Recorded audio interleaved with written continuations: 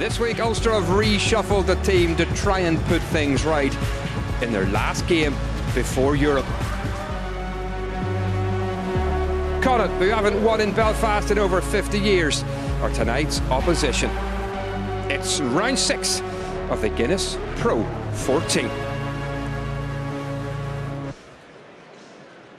Well, good evening. Welcome to the Kingspan Stadium for the first interprovincial of the season. Ulster against Connacht is one of a number of games being played this evening. Cardiff host the Dragons, Edinburgh play Zebra, Glasgow are in South Africa to meet the Cheetahs, and the rest of the games are tomorrow, including that big Interpro Leinster against Munster. Stephen Ferris and Paddy Wallace are with me. Very disappointing last week against Zebra. What are you expecting to see from Ulster tonight? It was hugely disappointing, Stephen. All the fans were bitterly disappointed with the performance they put in, especially in the second half. I want these boys to come out all guns blazing tonight. I want to see a reaction. I think all the fans, the youngsters here that have come in their droves to support this Ulster team tonight, I want to see a massive reaction. Come out of the starting blocks on fire, because we know what this team is capable of. Last week wasn't good enough. 26 missed tackles, 10 line breaks from Zebra.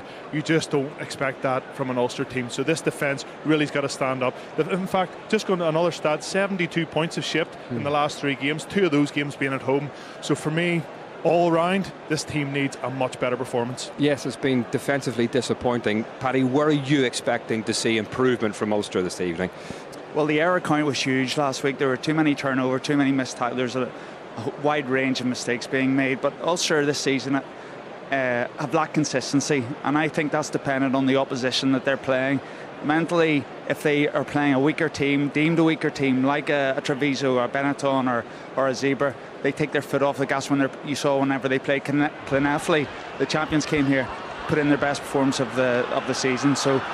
And last week, obviously, if Ulster make the amount of errors that they did last week, they're going to get punished tonight, aren't they? Yeah, absolutely. And, fair play to Zebra last week. They got their line speed and they got off the line and they made Ulster make mistakes. If they have the same amount of turnovers tonight, this Connacht team have the firepower, the Bundyaki, the Matt Healy on the wing with the gas to burn. These boys will punish them. This is a number 8 going the distance here. I think a young Paddy Wallace might have got him in the corner, but the boys really struggled and they looked like they were gasping for air at the end of that game. They didn't seem to be able to react to that line speed that Zebra threw at them. There wasn't any change in game plan. They didn't change their depth that they came onto the ball. They were sitting ducks all day, and Zebra just got off the line, said, try and get the ball out to the wide channels. We're not going to let you.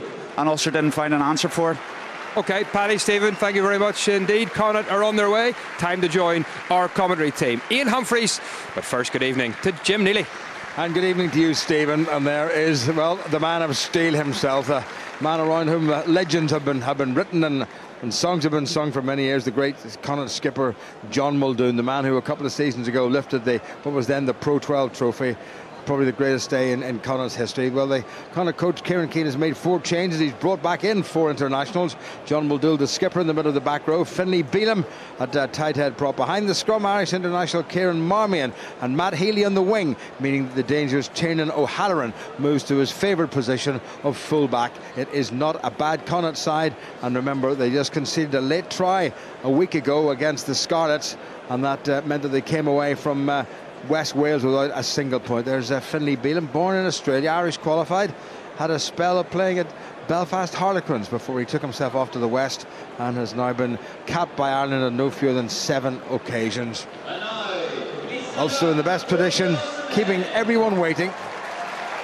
For the 4th time this season, Chris Henry is the skipper. They've never lost when he has been in charge thus far. And what Ulster will have to do is put the memories of a pretty awful weekend in Parma behind them. They had difficulties getting there and getting home on charter flight, but the main difficulties really were evident on the field of play. Les Kiss has rung the changes again, no fewer than 9, an entire new front 5, with Ian Henderson moving from second row into number 6. John Diesel and Henderson the only forwards retained, and Chris Henry back to captain the side from the back row. Stuart McCluskey returns at inside centre. Luke Marshall moves to 13.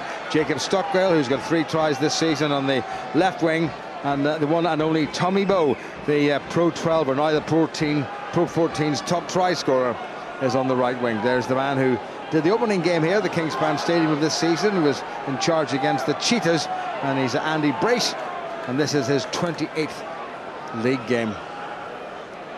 So have Ulster put that infinitely forgettable trip and performance behind them from a week ago. Christian Leilafano, and he's put that very long indeed. Tiernan O'Halloran, and I wonder how many times will we see him kick the ball. And we're just thinking there, Ian, it is a very useful looking Connacht side, isn't it? It is, Jim. Good evening, everyone. Very strong Connacht, probably as strong as Kieran King could have put out tonight. And I think a good start by Ulster, the long kick-off, knowing that with their analysis, Tiernan would have just kicked that out to give Ulster an attacking line out in Connacht half. So hopefully a clean tech now and a good platform to attack from. Rob Herring back on the Ulster side in the middle of the front row. Well taken. McCluskey. Good leg drive by McCluskey up to the 10-metre line of the opposition. Bundyaki suspiciously offside. There's a wee overlap here. Tommy Bowes come right round. Here goes Stockdale. Nice alignment there by Ulster and by Tommy Bowe. Leilafano again. Well, that's one of those unforced errors that the chaps were talking about at the start of this game. Now Halloran gets it away, and amazingly he's put it into touch, but I think they'll go all the way back to the far side for the knock-on. Yeah, you can see straight away Connacht are trying to put big line speed on. You'll have seen what Zebra were able to do to the Ulster attack last week, and you just see there that Dennis Buckley's lined up trying to get in the attacker's face. Ulster, as Paddy Wallace said pre-game, will have to adjust their line speed, and hopefully that's just getting used to the game and they'll work their way into it in the future. 26 years of age now, Tiernan O'Halloran. Wait for me. Good heights. First scrum. Not much between them. Connacht just a single point to the good. 17-11 per man for Ulster, 17-12 for the men from the west of Ireland. Kieran Marmion beside John Cooney, two men who know each other well. Cooney now a fully fledged Irish international. Good solid looking Connacht scrummage anchored by Dennis Buckley on the near side. Carty, Bundyaki. What a tackle. What a tackle that was by Tommy Bowe. Knocked forward in the tackle. Referee still playing advantage, though none seems to be coming to Ulster. Oh, well away, and that's twice Kieran Treadwell has mishandled. Referee's going to come all the way back to the knock-on, just as well perhaps. Connacht up very quickly, but what a tackle by Tommy Bowe. Yeah, what you would have been able to see off screen was Tommy Bowe was moving back and forth in his defensive line, so putting Jack Carty, making it difficult for him to decide what to do, and as he dropped back, Connacht obviously thought the space, but Tommy read it very well and hit Tiernan O'Halloran man and ball, and they're just unfortunate. Charles Piatar, the nice offload, Treadwell couldn't quite hold it onto it. Tommy Bowe, the league's top try scorer by some considerable distance. Balance, okay? This is 155th appearance for Ulster, but remember he had 4 seasons over in Swansea playing for the Ospreys. So had he remained here, as Ulster tally would have been probably another 60 or 70, I'm sure. Just over 3 minutes gone. Perfect night for rugby here. It's a wee bit on the chilly side, but there's not a single breath of wind, and so far the rain that's been threatening has stayed away, and we hope it stays like that. Fian Herbis on the Ulster tight head side against the experienced Dennis Buckley, who's maybe been unlucky not to have got beyond A international level. And Ulster giving away a free kick. Too keen, early engagement. Scrum called. Connacht have opted for the scrummage. Yeah, I think they'll have seen the opportunity to attack Ulster here. Ulster had a few issues last week, and you see their first 2 scrums, Connacht have had the edge, so they'll be looking for a good attacking platform here to try and manipulate Ulster's backfield again. It's a pretty useful Connacht pack, as well as international props, and Finlay Beelum on the far side, and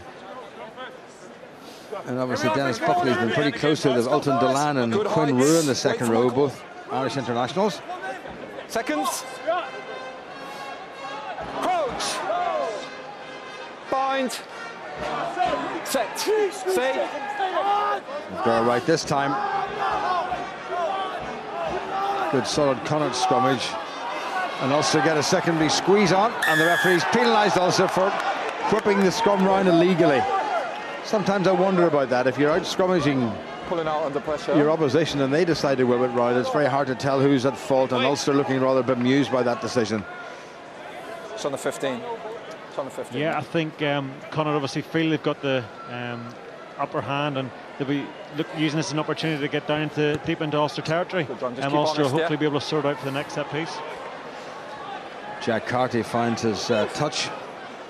Got 15 of Connacht's 30 points this time last year when Ulster's unbeaten run came to an end. They won 5 in a row at that stage. They had won 5 in a row at that stage of the season. Tom McCartney, who was captain a week ago, it's well won. Marmion. Carty out to the new flanker, born in New Zealand, played for Australian schools, Jared Butler. Missed tackle. Marmion again. Carty into a wee bit of space. Well covered by former Connacht scrum half John Cooney, who's called for and is awarded the mark. And Chris Henry's down injured, and that's not so good. Not so good at all. I think he's sitting up. I think he might be all right. I think it's no more than a bit of a rattle. Well, that's good to see Chris Henry getting up, and that was taken quickly by Ulster. And now he's down again. From your side. Ian Webb's having a look at him. Did you see what happened to him, Ian? No, I didn't. I think we'll see here in the replay. He shoots up. Leilufano misses him. He just gets on the inside. Maybe it looks like a leading elbow, just accidentally catches Chris, but Ulster will be keen that he stays on. I think he was missed last week, his leadership and his communication. I think he just took an elbow to the throat. Conclusion for me. And he looks okay. Happy now? Good there, Frank. So relief for Ulster that their skipper Chris Henry seems to be fine. Connacht player getting a bit of treatment. They look like Tiernan O'Halloran was in the wars. Yeah, good now, Frank. McCartney again. That's a bit untidy from Ultan Delan. Looked like a high tackle there by Ulster. Referee seemingly happy enough. Dennis Buckley about to go to scrum half. Good driving by Connacht. They've got across their own 10-metre line. Jack Carty goes into the pivotal position of scrum half. Oh, that's a testing kick. Stockdale. Well taken by Stockdale. Was he taken in the air? The crowd seemed to think he was. Andy Brace seems to be happy enough for that. I'd like to have another look at that one. Back in the Connacht side. They won the ball at the breakdown pretty nicely. Carty under a wee bit of pressure there. And that's a clever kick by Carty. Well, now the question to be answered was Jacob Stockdale tackled when his feet were off the ground. Here it is. This is the kick. Ian, what do you think?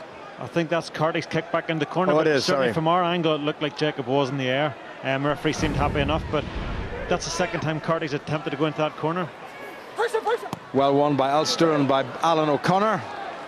And John Cooney finds a very good touch indeed. So that's a good exit strategy. Now I think we can have a look at this. Here goes Stockdale. Ulster on the line. Up he goes. He's in the air. Well, that I have to say is not something that Andy Brace will look back on with any great pride, because Jacob Stockdale was about 2 feet off the air before he was clattered. That should have been a penalty. Outside 15, line out over. Connacht win out of the back. Good work by Rob Herring. Nearly 8 minutes gone. Marmion into Owen McKeown, one of 9 Connacht players who started in the final a couple of seasons ago.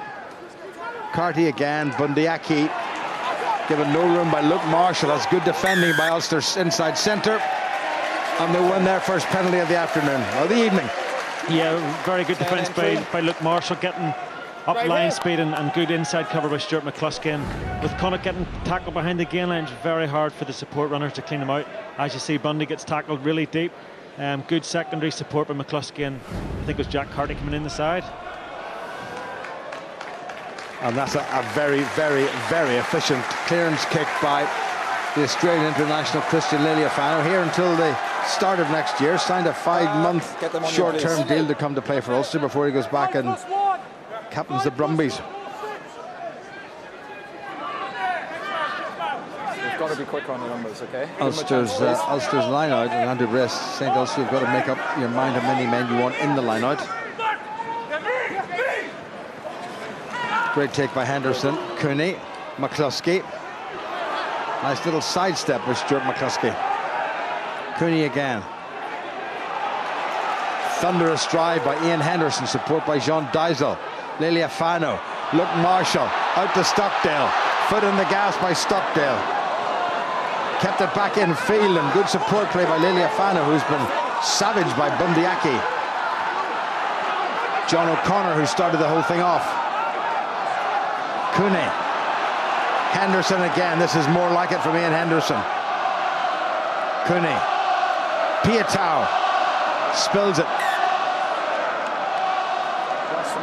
Just a wee bit too anxious. Protection of the ball and hanging on to the ball is all important. Yeah, Charles Piatau, a bit disappointed with that. I think Bundyaki seemed to get a good shot on him, but the nice thing that led up to that was from the very first line out, Ulster's attacking shape was totally different. They were manipulating the situation so they're getting Stuart McCluskey running one-on-one with Jack Carty, which is always going to be front foot ball, and it meant that Leo Lafano was in first receiver position, second phase, and Jacob Stockdale doing very well, keep the ball alive, but they'll just be disappointed. Last week was all about the mistakes, just not forcing it, was forcing the offloads. This year they have to hold on to possession. Bundyaki is absolutely ferocious at the breakdown in terms of what he tries to do in terms of stripping the ball away and wrapping opponents up. It's a very physical centre. Irish qualified now. Likewise, Tom McCartney, but at 32, one wonders, will he be even in consideration?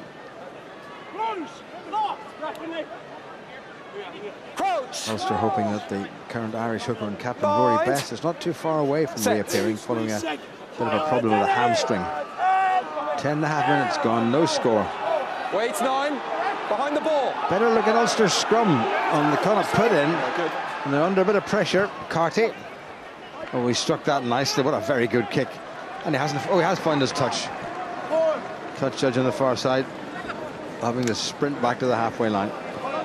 Yeah, that was a very good exit strategy by Connacht. Obviously, they knew the danger of Matt Healy's left foot. So you have a right and left foot, and Jack Carty not necessarily the cleanest strike, but that's a big boot to clear to halfway, and Connacht will be pleased with that. Also have to do it all again. They've conceded some 35-40 metres. Better heights on that last scrum. I'm going to speak to him, okay? Well, Tiernan O'Halloran is leaving the field, and Steve Crosby has come on. I wonder what's wrong with Tiernan O'Halloran. He had a bit of treatment there 5 or 6 minutes ago, and he's holding his right hip. Just open up. I think that's from Tommy Bowe's early tackle when he came in and hit him in the early Connacht attack. So Crosby usually a 10. I'll be interested to see how he goes. Cooney, Liliafano, McCluskey. Nicely done from John Dazel, who gets it away well. It's a bit wild by Charles Piatau. Ulster, in fact, have now lost a little bit of ground, but they're still in possession. Dazel stands in the outside half position. Clatters into Jared Butler. Quicker ball now. That's nice. Luke Marshall. Here goes Stockdale. Kyle McCall with him. What a bit of pace from Stockdale. Magnificent from Stockdale. Well, that almost deserved to be a try, but there's nobody quick enough to keep up with him. And by the time he threw the ball back inside, well, there was still nobody there. Alton Deland takes it on. Alan O'Connor with the tackle for Ulster.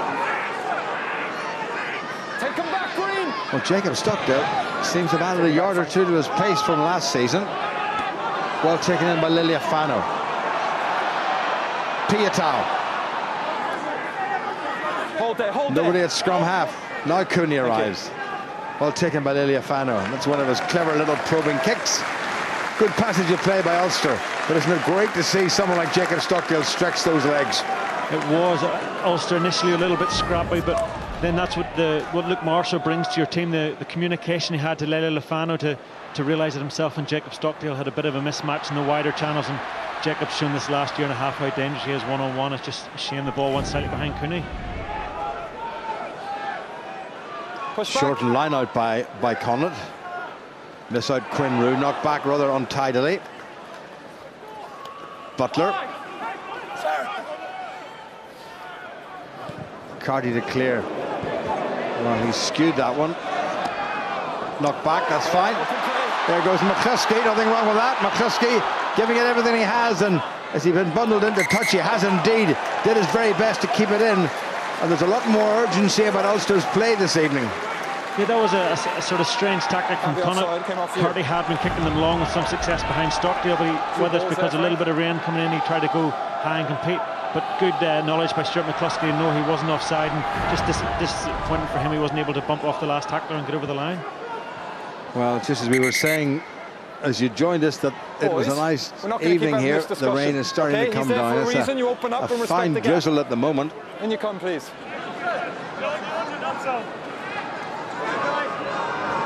McCartney back in the Connacht side.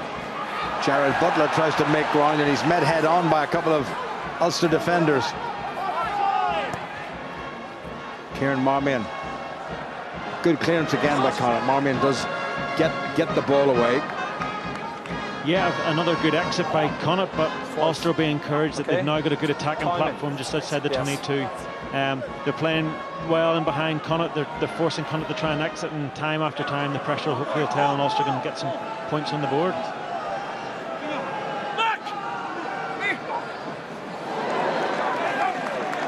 Well taken to the back by Ulster and by Ian Henderson. Good defending at the breakdown by Connacht. Here goes Rob Herring across the 22. Good bit of clearing out by Ulster. Stockdale really looking for it. That's gone backward. No, it hasn't, said the referee. Gone forward. Well, Stockdale is doing everything he possibly can to win this game on his own. A little bit of nonsense between two former Connacht teammates, John Cooney and Bundy Aki. Yeah, nice play off set piece.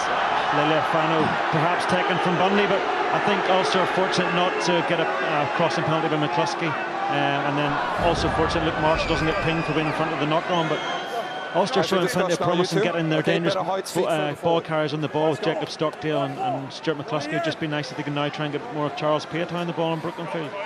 In the old days, these old-fashioned inter-pros, and this is the first of the season, were regarded as unofficial Irish trials, as Jacob Stockdale setting down a bit of a marker, even though we've only seen him play for 15 minutes. I think he definitely has. I think even over the last few weeks he's shown he can mix it physically in defence. He's obviously very dangerous ball in hand. He's got a good kicking game with his left foot option, so he's showing all potential, and to have forced his way into this back three, which is probably going to be a pretty close team to this for Europe next week. He's done well. Bind.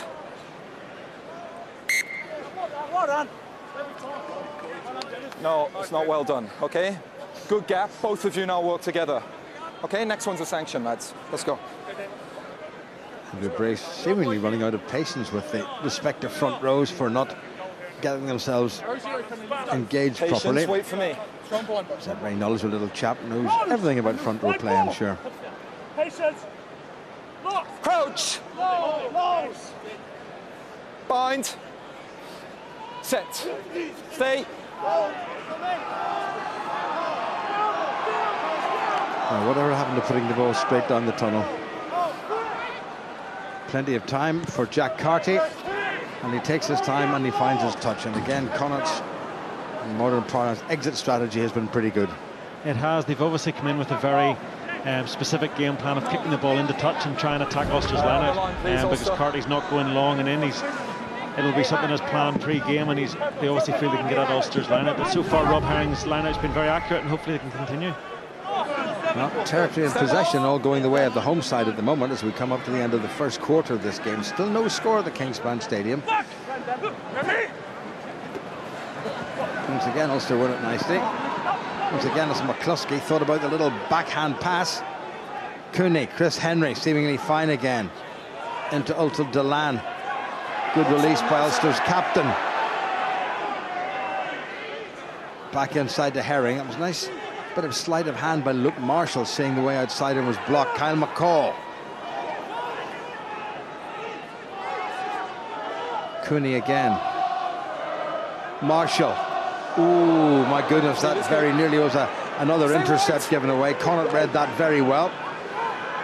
Ulster got away with that. Ulton Delan, big strong fella, got his first Irish cap the same day as Stuart McCluskey against England a couple of seasons ago at Twickenham. That's been spilled forward. Now it's been knocked into touch, I think, which means that Ulster will have the option of the line out of the scrum. Perhaps it was just knocked forward and then kicked into touch.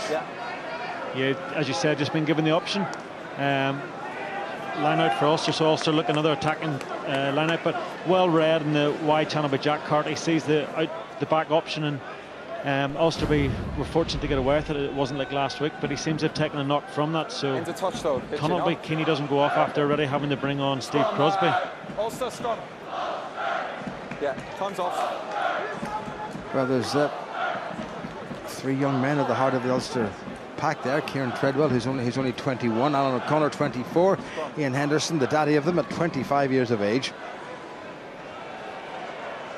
You just look down at that Ulster pack now, the difference from last week. You see Chris Henry and Rob Herring both barking instructions, taking charge of what's going on to make sure that while this break and play they don't lose their concentration. I think Ulster have been the stronger team so far, and they'll be keen to keep up the intensity. Off, please. Jack Carty seems to be fine. Referee Andy Brace brings them together for I thought it was a line out. a line-out.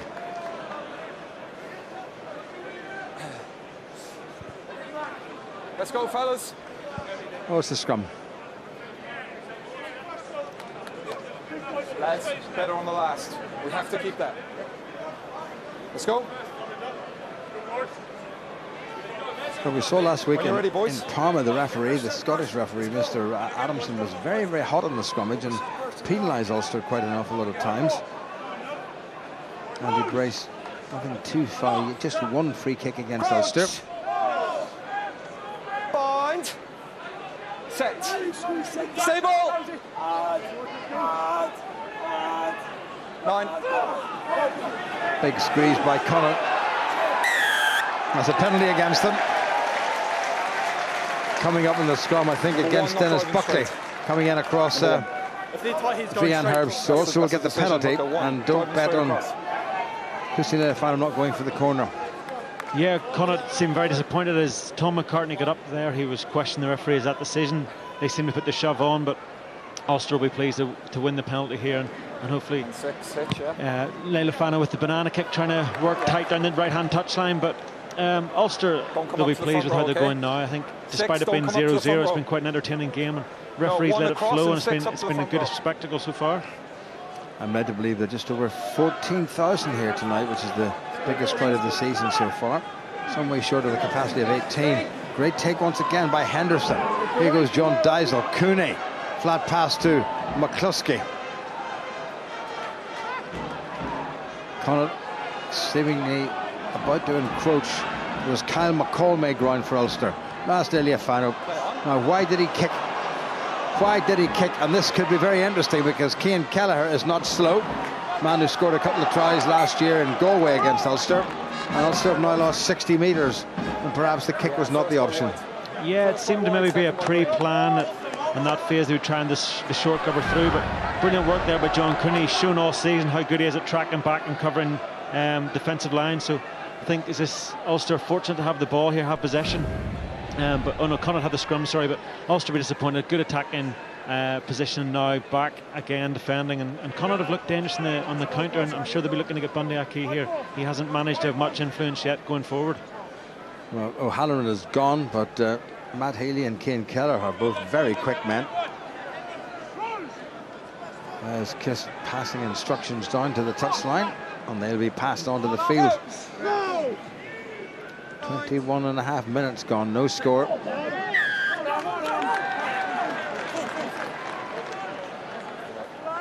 And that's a penalty against Ulster because they were already considered a free kick. 5 minutes.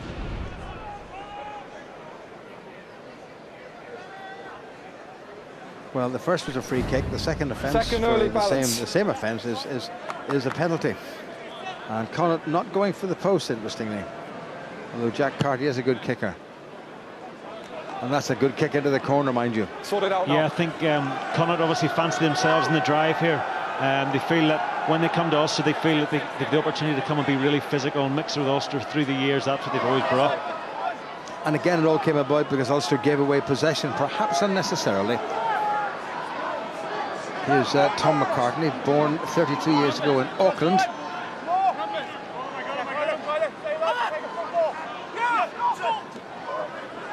Stolen by Ulster, nicely done. Rob Herring came round to tidy up. Okay, thank you, 3. It's a good defensive line out by the home side. Leliafano, and he's given that an almighty wallop, and what a good clearance kick by Leliafano. The banana kick was not a thing of beauty, but that certainly was. That was a beautiful clearance by Lillifano, under a little bit of pressure, pass a little bit high on his left-hand side. He does very well to adjust. Brilliant defensive line. I think it was Kieran Treadwell got his hand on the ball, and that just shows the strength of having Ian Henderson in the back row, that you've got 3 big line-out jumpers in defence. Connacht's throw again, just inside Ulster's half. Cleaner by Connacht this time. Bit of a check by Carty. Bundyaki away to the replacement, Steve Crosby. Another clattering tackle by Tommy Bowe. Here goes Quinn Rue, formerly of Leinster, now of Connacht and indeed of Ireland. And they're going to come back for the penalty. Yeah, it looks like this is going to be for the high clean out in Charles Piatow. I think somebody took him around the neck. But what Connacht are doing very well in their attacking shape there was, when Ulster struggled last week with Zebra's line speed, Connacht's first and second receiver standing quite deep, which gives him time to get wide. But you see this now, Matt Healy comes in after the roll by Crosby. That's just been outlawed these last couple of years for player protection. It's what's called a neck roll, even though there was no roll involved, but you can't take somebody around the neck like that. So Ulster get the penalty, and we go to see another Lillifano banana kick. Yes, we are.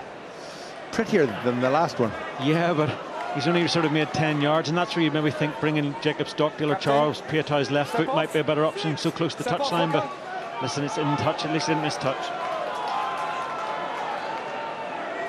Interesting, in the Welsh Derby, Cardiff trailing the Dragons, and Edinburgh behind the Zebra, and Cheetahs, who after an awful game here at the start have really produced some form and are leading Glasgow. Here, not a single point scored yet. Thumping Connacht tackle. Lillifano, now it's McCluskey. Has a go himself. Looking for O'Connor. John Cooney very nearly through, and he does find Alan O'Connor. Ulster must keep possession of the football. Henry, nicely done. Piatow, is he going to give it? He might not need to give it. He's away. In comes Stockdale to help. Ulster scrambling for the ball. Now it's Henderson. Good spiral by Henderson. Herbst helps him. Cooney. Here come Ulster again, thundering forward. Now Cooney. Lillifano. Referee playing advantage to Connacht. And can they take advantage? Not yet. Connacht still have the ball. If they kick it, advantage will be over, and they have done, and it is. Bowe and Piatow. It's all very exciting stuff, but Ulster just not quite putting the final touch. Six. Piatow. Well, that stayed in somehow, but not now. 12. And away by Cian Kelleher. Yeah. I suppose it's going to be more frustration for the Ulster coaches. A good field position, unfortunately another knock on, but it was a great piece of counter-attack by Charles Piatow to make the break initially, and then Connacht decided to hit the ball long down the middle. It's on your front man, please. You see 3 or 4 Ulster players pointing for Charles Piatow to kick it long left, and he's unfortunate, didn't just roll in. But again, another attacking line-out, hopefully Ulster can capitalise. Bit long there by Herring, not sure that was the greatest throw in the world. Good pressure there by Cooney. Referee deciding the ball was knocked backward by Connacht. Carty. Bundyaki. Referee telling Ulster to leave the ball alone at the breakdown. Quinn Rue. Dennis Buckley. Good in-your-face tackling by Ulster, pushing Connacht backward toward their 22. They have to kick it again. And Carty does kick it. Now it's Stockdale. Well gathered. Piatow.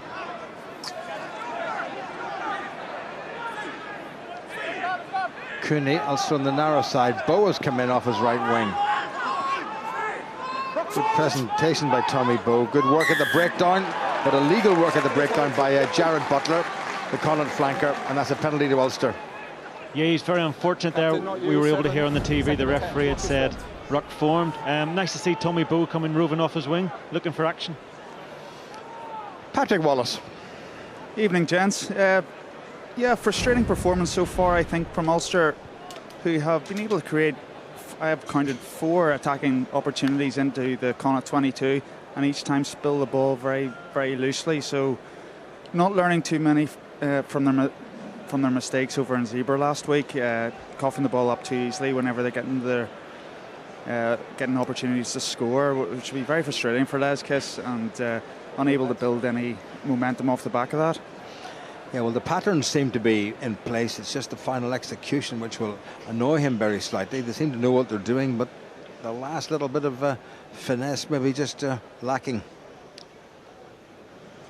So a chance for John Cooney to score against his former province. He's given that a nice clip, hasn't he? What a belter of a kick by John Cooney. And Ulster goes 3-0 up with just under half an hour gone. I mean, you'd have liked that one yourself. That was a lovely strike by John Cooney. Again, just following on from the last couple of weeks, there's no doubt he's a talented footballer, and a lovely kick out of hand on off the tee, and that's a great start for Ulster, and they'll be pleased to get some score on the board now early doors, as this is the way they usually like to attack second half, and they're going to have to make the most of it. Carty.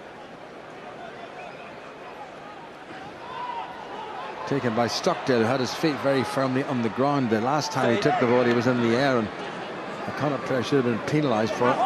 But set up by Stuart McCluskey. Away to Cooney. Piatow.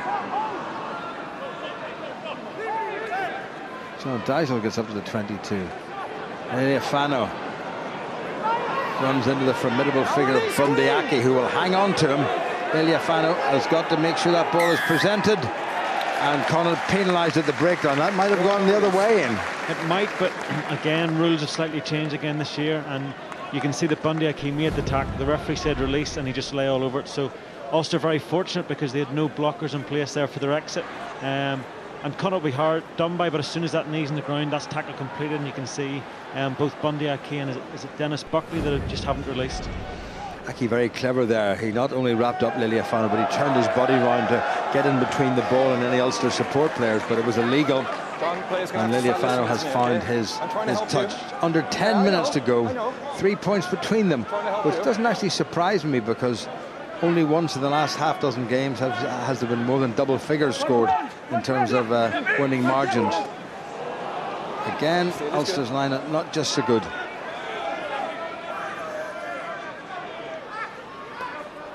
Butler.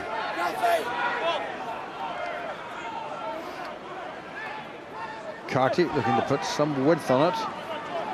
Taken on by Owen McKeown.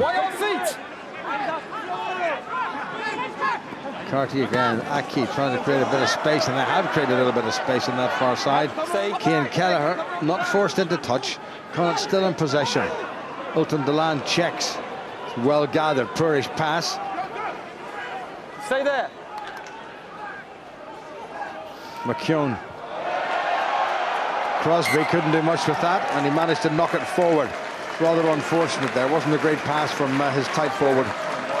No, they'll be very disappointed with that. They had two in a row. They had managed to find a little bit of space on the outside, just accuracy go down a little bit. But interestingly, at the last line out, John Muldoon complaining a little bit to the referee about a few penalties going their way, and you just hear the referee saying, "I'm trying to help you," and up here we can hear him talk to Connacht. So they might think they're in the right, but they just have to listen to the ref, and he says to hands off. As a pack. Got to keep themselves moving, the replacements. Same with you now, Green, as well. I haven't heard anything as to the nature of the injury to Tiernan O'Halloran, remember. Set. Tommy Bowe is just drifting infield. Ball down. And another free kick against Ulster at the scrum. What is going wrong there? Rob Herring's going to have a word with somebody. Yeah. Thank you, Captain. Scrum called. And they're going to go for the scrum, Connacht. Yeah, and you just see the leadership of John Muldoon constantly in the referee's ear, making him laugh, keeping on him though, just to know that the ref knows that if he doesn't make the right decision, he's going to have Muldoon in his ear. So, as I said before, Connacht obviously believe they have a slight edge in the set piece, and wouldn't be surprised if they look to keep this in and force a penalty before releasing it to Jack Carty. Same for you. Kieran Keane head in hands there, not in any sense of despair, I'm sure, just concentrating, making a few notes. Bind. Set. Stay. Okay, come here. Well, Andrew Brace is going to have to get a grip of this game because the front rows are having a nonsense afternoon. Okay, and all the problems lie with you. Okay, you either sort this out now or I'll up my sanction. Is that clear? Yeah, wait for me, boys. Wait for the ball. Let's go.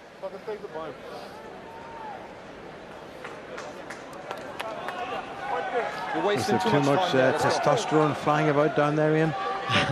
Yeah, they both seem to be feeling they've both got the upper hand, so a couple of stubborn props in there don't like to take a step back, and those props quite often don't think they're wrong.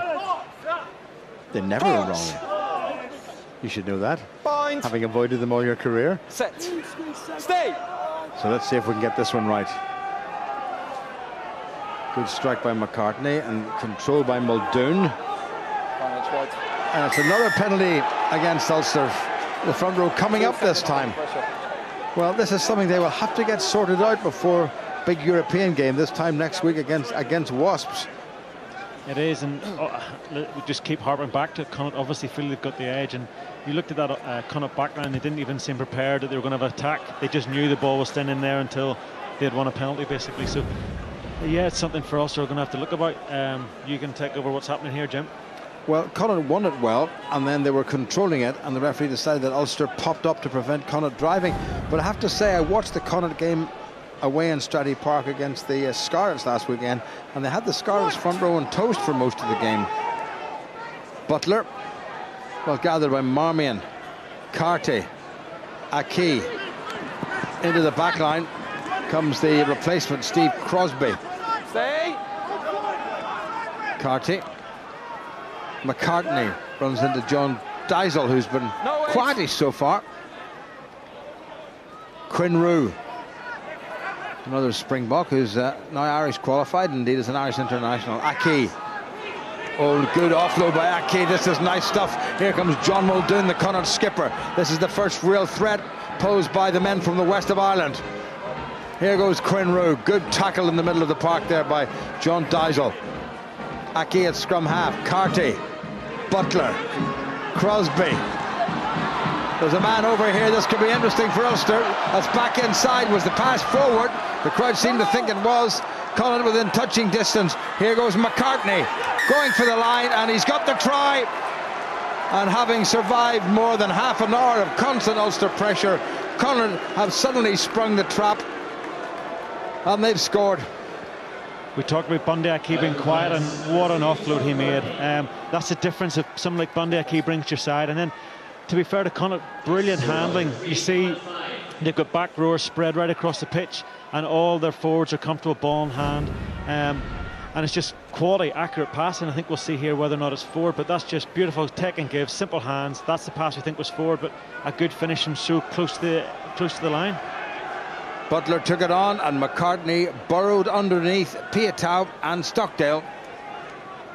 That's the one I thought might have been a wee bit on the forward side, but the referee is not going to have a look at it.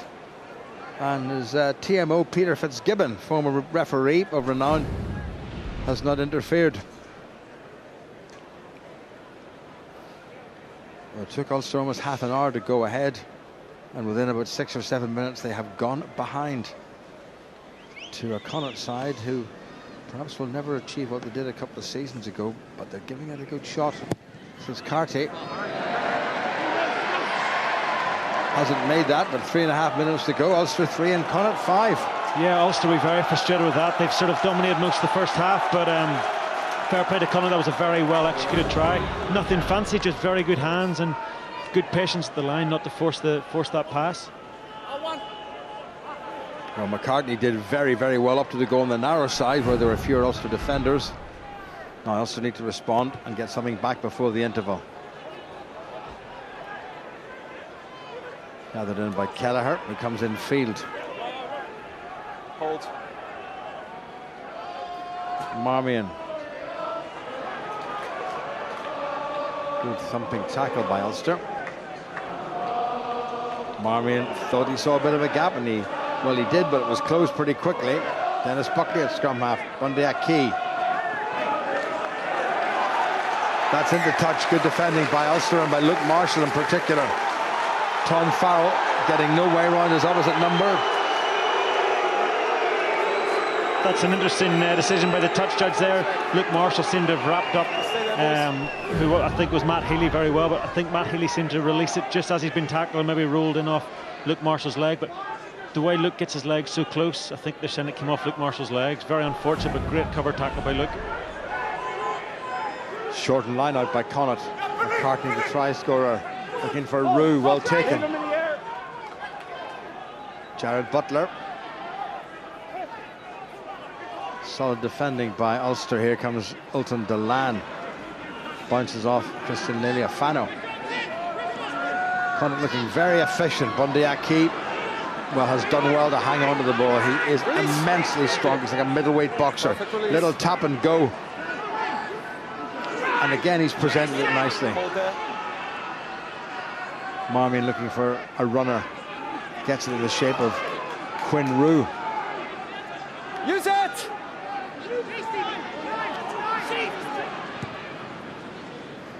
That's going to hang.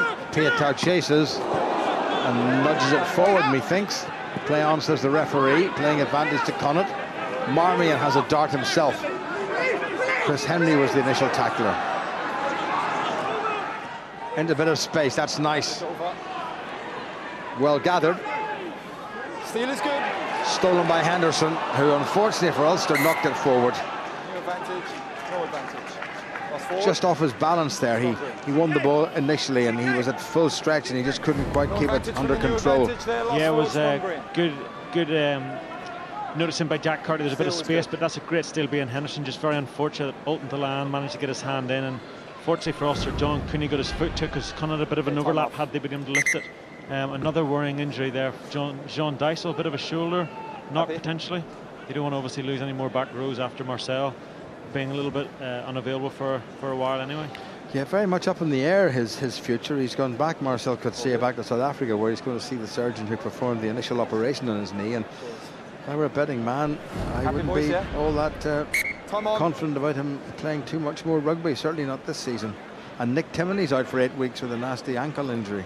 That's obviously very disappointing, frustrating, and I think with losing Coetzee, you realise Dysel's not as effective as he was that night at 6, with the two of those two running around like wrecking balls. They were causing a lot of trouble, and it was exciting for the Ulster fans. But listen, they have a deep squad. The likes of Matthew Ray's done very well. They've obviously got other guys who can fill in, so they don't need to worry too much just yet. Set. Stay there now. Thank you. This may well be the last set piece of what's been a tightly fought and hardly contested first half. Good scrum by Ulster this time. Referee could find nothing wrong with it, it seems. Farrell. Good tackle by Cooney. Bundyaki. Wonderful tackle by Tommy Bowe. Classic round the knees. This is Owen McKeown, the 26-year-old, one of a number of fellas born in Galway. Into touch, and the referee says that's enough of a first half, which from an Ulster perspective will be disappointing, in that they had lots of possession and lots of territorial advantage, but the final touches simply weren't there. And Connacht had one real chance in, and they took that chance, didn't they? They did, and I think Connacht will be definitely pleased to be winning here. But I'd love to know what Stevie and Paddy's thoughts are. That back if those boys were playing and there were so many turnovers, I think there'll be a few choice words said to Ulster to hold on to the ball and not force the offload. So Les will no doubt have a few strict words at half time, and hopefully they can come back second half and get the first points. Well, the thumbs down from an Ulster rugby fan saying poor. I wouldn't say it was poor, it was somewhat inaccurate, and there's a lot more to do. Rory Best just standing there seeing the boys in and having a quick word with Chris Henry. So another tight contest between these two old rivals. Connacht have the edge at half-time here at the Kingspan Stadium. It's Ulster 3 and Connacht 5. Well, so far it's been a story of missed opportunities, mistakes, and a very frustrating first half for Ulster. John Cooney with the home side's only points, and Connacht made the most of their only real foray into the Ulster half. They lead at the interval. Well, Stephen Ferris and Paddy Wallace are here to analyse all of that. Stephen, did Ulster learn from last week's match at Zebra, or is that more of the same? It's more of the same. They're creating opportunities. This match could have been completely different if they had held onto the ball for a couple of phases and finished off one or two opportunities that they created early in that first half. It's not good enough, Stephen. It's really not good enough to be coughing up the ball. You're 10 yards out from the Connacht line and you're just coughing up possession. You just need to hold on to the ball, go through the phases. Somebody needs to say, as Ian Humphrey said on commentary there, grab the boys with the scruff and say, boys, we need to turn this around. How quiet is it here tonight? It's so quiet. We're all waiting for something to happen and it's just not happening. I can't put my finger on it just yet, but it's the lack of possession and it's the turnovers that is killing this team. Yeah, I mean, you said you wanted accuracy from this Ulster team tonight. You wanted to come out and show a bit of fire in their belly, but right from the start, unfortunately, Paddy, turnover after turnover, it just seemed to suck the whole life out of the Ulster performance, didn't it? It did, and you heard all week in the press, John O'Gibbs talking about applying pressure to opposition, okay, forcing your will upon them, and whenever Ulster have got into positions of strength, when they're getting into that green zone close to the Connacht line, they're turning the ball over needlessly. Stuart McCluskey ran into touch when he didn't need to. That's a turnover. When we gathered momentum from Jacob Stockdale, the ball was knocked forward from Leafiano. Then we make a half break from Charles Piatow. We're getting close to the line. Ball goes out to the backs. Drop ball from Luke Marshall. Mistake. We're not applying pressure like Gibbs talked about all week, and obviously not learning from the mistakes they made against Zebra. They're feeling the pressure now, and Connacht, when they had the opportunity, beat them in that outside channel where we've been vulnerable all year. Yeah, I mean, Connacht made mistakes as well in the first half, let's be honest.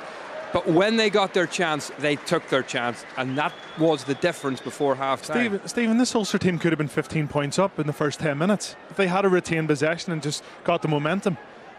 It's really difficult to sit up here and watch it, because you want to be down there getting stuck into the lads to try and turn things around, but that's not the case anymore. We need leadership in this team. We need boys to stand up and be counted. You see guys going down with the odd knock. Do they not fancy it tonight against the Connacht team who are right up for it? Got to be more precious with the ball. A great break down the left-hand side by Jacob Stockdale with the scoring pass inside to John Cooney. And it just weren't accurate. We weren't accurate whenever we got into those positions of building momentum and putting pressure on Connacht. Spilled the ball too easily, and it needs to change. And problems in the scrums tonight. Ulster giving a lot of penalties away, and from one of those scrum penalties, Connacht scored right before the break. Yeah, Stephen, I was speaking to you before the match about the front row with Buckley and Beelum in the front row for Connacht. They're strong up front. I think there was a free kick before this, and then they get the penalty there, and from this they build pressure. They go through a couple of phases and then they get them on the outside, and Paddy will talk about the way they get them on the outside. It's brilliant play. Yeah, it's something that Ulster struggled with last week whenever they had a rushing defence in the Zebra. They weren't able to change their depth and change. As you can see here, Connacht, the ball's out in front all the time, ball in two hands, coming onto the ball at pace, very hard to defend, not sure which runner to take. Everything was very accurate there. Whenever they got a sniff of the line, didn't turn the ball over.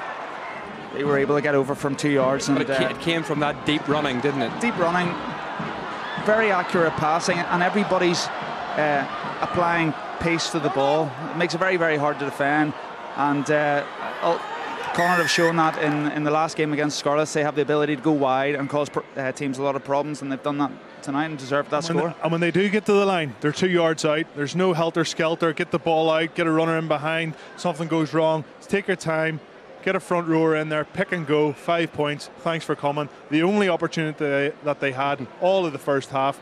Ulster played most of the rugby, and they're in at half-time in the lead. If there was one real positive of that first half Ulster performance, it was young Jacob Stockdale, who yet again has performed admirably tonight, hasn't he? He has. He's a class act. I really like, and he showed the pace. I think for a first, that should have been a penalty, but Connacht got away with it. I think Jacob's got the all-round game. I think he was very unlucky with the outside break that he made just after this. He really had to throw a pass through the eye of a needle to get John Cooney in his inside. But what gas, what athleticism from a huge guy, and I think he's got a really bright future ahead of him. Most of Ulster's positive play came through Stockdale, and unfortunately those last passes just didn't stick, and that's been the story of the half so far from Ulster. But a great talent, very good in the air. And an obvious threat for Ulster going forward. There have been times this season when we have seen Ulster be accurate here at home. opening game against the Cheetahs, also against the Scarlets.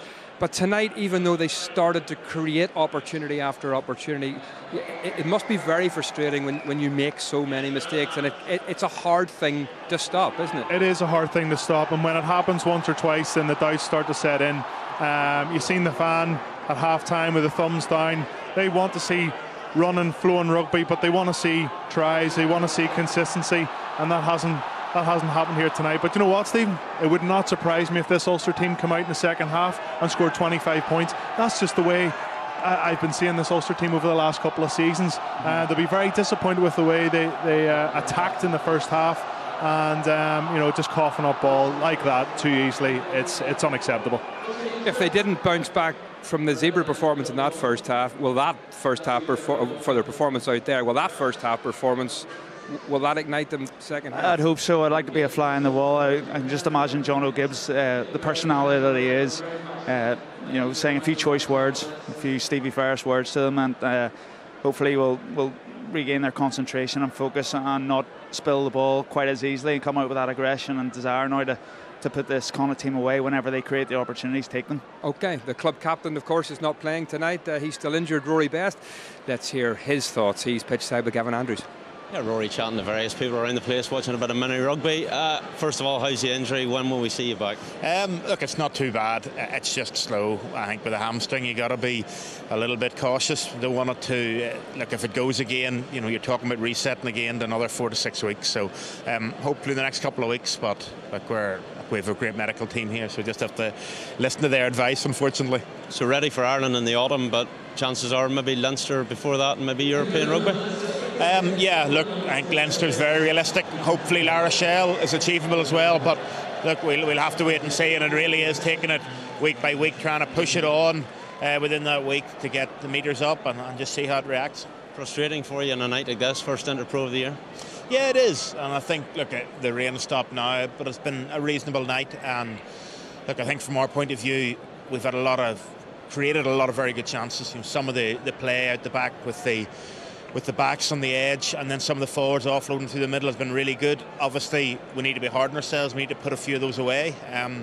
But look, I think by and large the attack's been good, and I just would like to see a little bit more line speed in our D, especially a few times we got good width, and we know the Connacht are going to try to play this wide brand of rugby, and we just got to get off the line together and try to shut it down. We're just a little bit tentative winning those last couple of metres. This is a very important second half, and looking into a block of games that will perhaps define the season as well. Yeah, look, I think it's very early to say define the season, but I think we have an opportunity now to set ourselves up really, really well going into that international break. I think if we can produce a good second half performance and get a win tonight, we look back at this first block of Pro 14 and go, look, that was a lot of steps forward in that. Of course, the odd occasional step back, but it sets us up nicely going into Europe. And look, I think there's a lot of good things going on, but yeah, look, we have an opportunity now over the next 4 or 5 games to set ourselves up well for the season. Frustrating for you that you're not here, but one of the big impact players for Ulster when he has played has been Marcel Coetzee. How big a blow has it been to see him back to South Africa this week with this knee injury? Yeah, look, I think first and foremost for him as a person, nobody likes to see that, and I think to go that long, to come back and to work so hard to get back from an injury twice, only to re-injured again is going to be tough for him. Look, we'll rally around him as much as we can when he's away and definitely when he's home again. But look, it's difficult, and obviously from a team point of view, you sign world-class players because you want to play alongside them, and I think the boys are gutted for him, but also gutted for us, because they're the sort of players you want to play alongside. Having said that, I think the beauty of the way we've started this season, with boys like Matty Ray and Nick Timoney, okay, he's picked up a bit of a knock, but we've blooded a lot of guys. The way Robbie Dyack has played this season, we have a lot of options, but look, world-class players are always going to be missed. Good to see you back, Sean. Cheers, bro. Cheers. Well, very honest assessment, as you would expect from Rory Best this evening. Marcel Coetzee back to South Africa to see his surgeon. It's unlikely he's going to play again for Ulster this season, Stephen, and that's meant tonight a big reshuffle in the back row with Henderson playing his first game in there. Yeah, it doesn't look good. I think every Ulster supporter can look from the outside in. I know we don't know the full extent of it, but we can look from the outside in and know that it's not good news for him. I really feel sorry for him. I've been in a similar situation regarding my injury when I had to retire, but I think we wish him all the very best. Hopefully he gets treated well in South Africa, and maybe one day we will see him back here running out for Ulster once again. Let's hope so, but in the meantime, Paddy, Ian Henderson is in the 6th shirt. He's been playing most of his rugby in the 2nd row, but I mean, no better man to take his position in there, obviously in that back row position. No, coming off a fantastic line, sir, and He played in the 2nd row. He played in the 2nd row, but he offers that grunt and go forward that we need. Makes, from a back's point of view, the game a lot easier whenever you've got your big forwards getting across the game line, getting you some momentum, which unfortunately Coetzee was able to provide whenever he was available.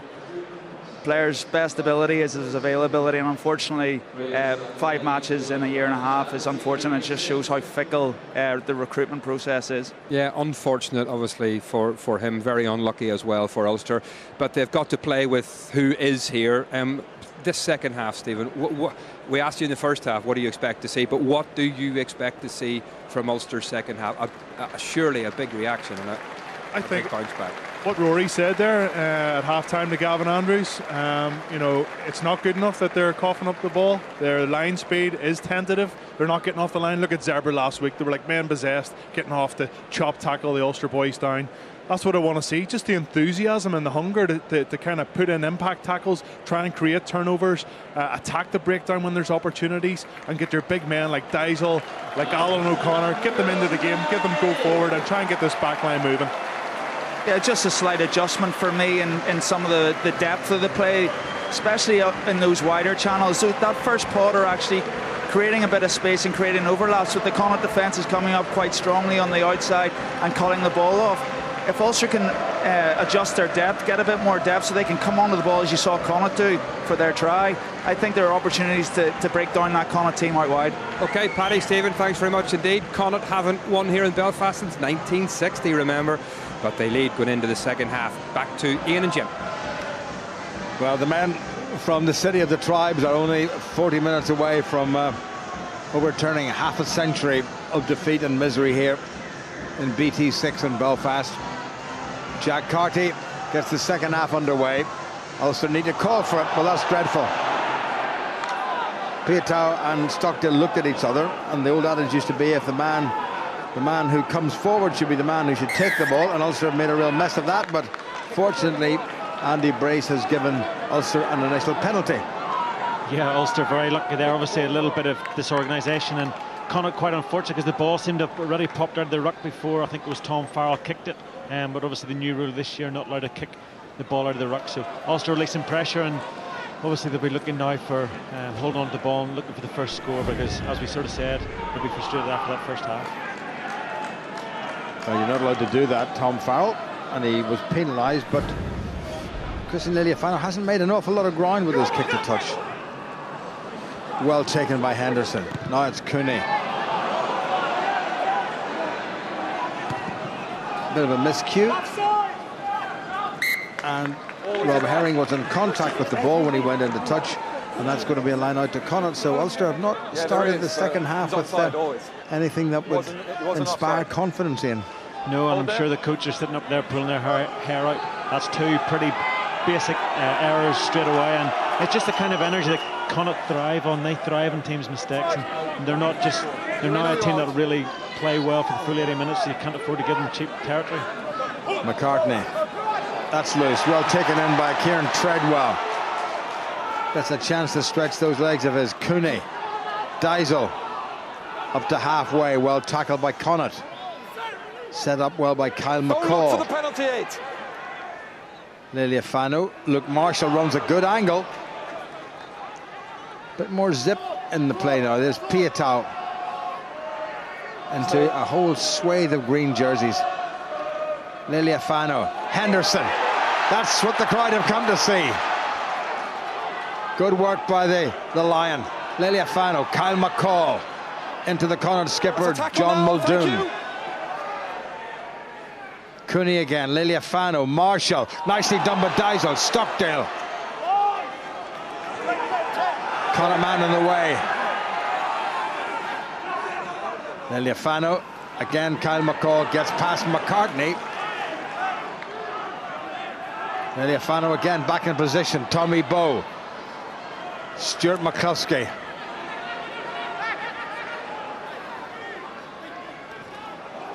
Treadwell takes the ball on a couple of defenders, but he set it up, I think, for Ulster. Henry. Pietau. Herring has got genuine pace. Better stuff now from Ulster. Good continuity. Henderson trundles on. Referee has the hand out for a penalty against Connacht. Ulster looking for more. Alan O'Connor into the visitors' 22. Cooney, Leliafano. Not much on there. Tried to slip it back inside to John Cooney. And back they come for a penalty, and directly in front of the Connacht post. And I'm sure Ulster will just take this one. Yeah, they definitely will. They'll take this to go back into the lead. And it was nice play by Ulster. The forwards are managing the little tip-ons, the inside balls. Because whenever the Connacht boys are bringing individual lines, but that gives gaps either side of the defenders, and Ulster managed to get soft shoulders. I suppose the best thing is they didn't manage to try and force any offloads. They managed to hold on to the ball and go through phases and draw the penalty out of Connacht. And I think that was the third penalty in that phase of play. So if they can stay patient and be direct, you saw a lot of the balls right on the gain line instead of all the ones at the back, and that was causing Connacht some problems. Dennis Buckley getting a little bit of treatment, nothing too serious, I'm sure. We're glad to report John Cooney, who started this game with 39 points for the season to his credit. Exactly the same, incidentally, as Jack Carty from Connacht. Cooney now has gone up to 42, and if he gets this one, it'll be 45. This to restore the Ulster lead right at the start of the second half.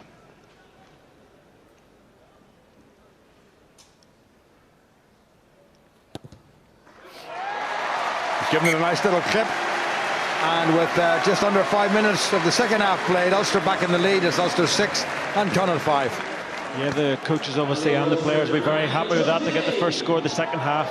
A couple of loose mistakes, but that first score will hopefully settle the nerves and just give them the confidence to go on and keep playing and be direct and patient. Carty doesn't like that one. Well, that was knocked forward by Ulster. Referee playing advantage to Connacht. This is Owen McKeown. Stay white. Henry with the tackle as ever. Carty. Connacht putting a bit of width on it. Farrell gets it away well. This is what a burst of acceleration by replacement Steve Crosby. Now, I have to confess I've never seen play before, but he looks quite tasty. And again, Connacht, when they get into that Ulster green zone or their red zone, give away the penalty. I think it was John Dyes all over the ball. Great turnover. Good cover tackle by Ulster on the drift defence. Connacht putting it was Alan O'Connor. That's a great tackle on the outside back in those wide channels, and Dyes will just straight over it. Connacht are putting great width in the ball, and a lot of people get obsessed with attacking the gain line really flat, but I think you show there if you can come from depth at pace, it's a lot harder than sometimes everybody being really flat. And there's another banana kick by Leliafano tonight. Is there nobody who can kick left-footed? Well, listen, I know I think whenever the likes of either left and right footer at 10 and 12, perhaps you might sort of switch around, but to bring Jacob Stockdale or Charles Piotr right across the pitch when Leliafano's such a good kicker, maybe no need. Well, that's a mess at the line-out. I'm not sure who called that, but Rob Herring threw it to nobody in particular. Now it's Connacht. Here's Farrell. Little dummy. He very nearly got through. Good work by McCluskey. Great support play by Owen McKeown, the blindside flanker. This is better stuff by Connacht. Big thump on Jared Butler, who was knocked backward, but he got it away. Carty. White move. Closed down by Treadwell initially. That's gone loose. Ulster not able to capitalise. Matt Healy, first time I've really seen him. Very quick fellow. Good work by Bundyaki. Stay. Marmion. Butler.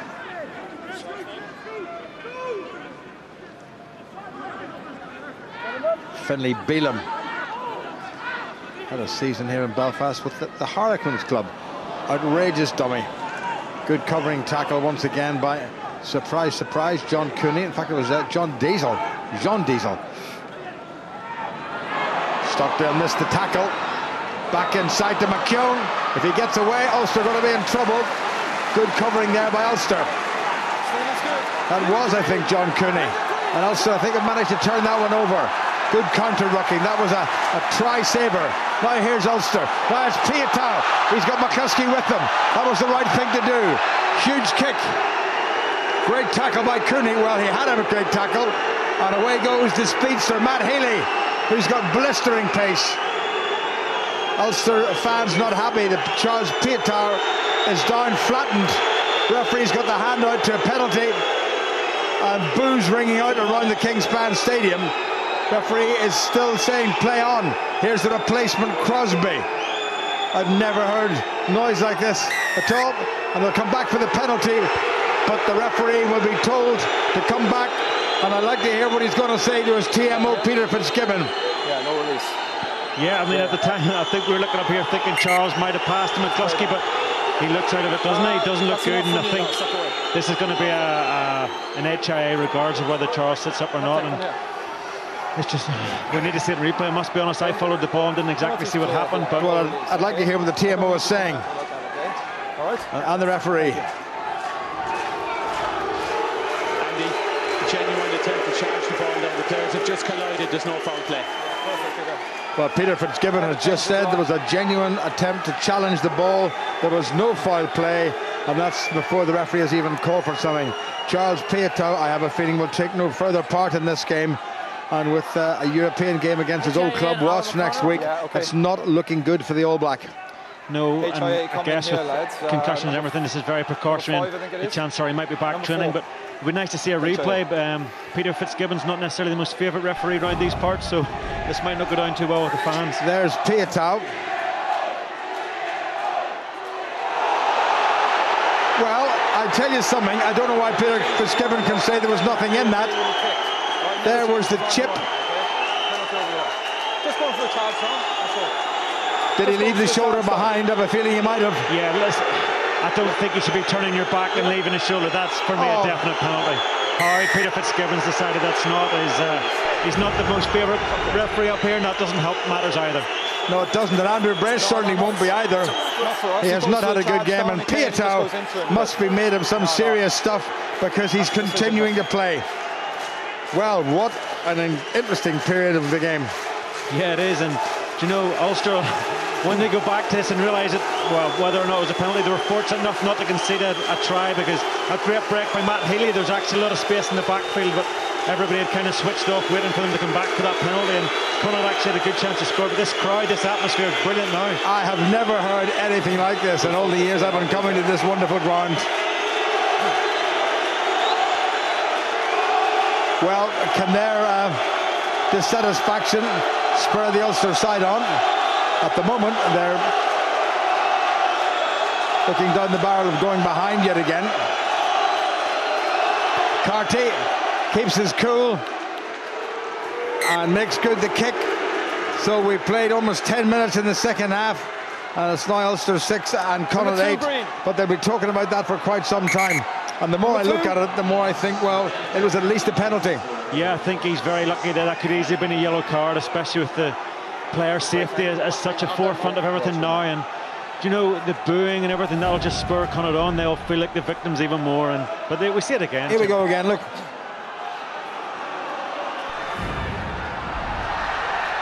Knocked back on the Ulster side. Great grappling by Ian Henderson.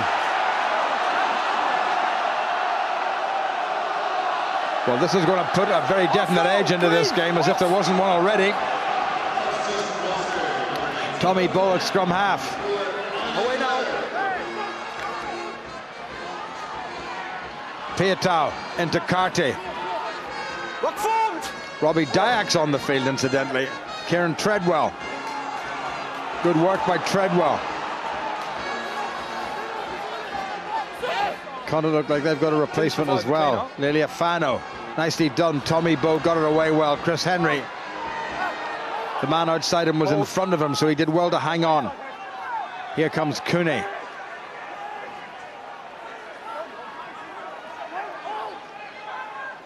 Cooney again. Lelia Fano. Treadwell coming more and more into the game. Say now, thank you. Cooney to the near side. Piatow. Penalty against Connacht. I think he seemed quite unfortunate there. I thought he got the ball first, but he went off his feet, and at ruck time that's always going to be penalised.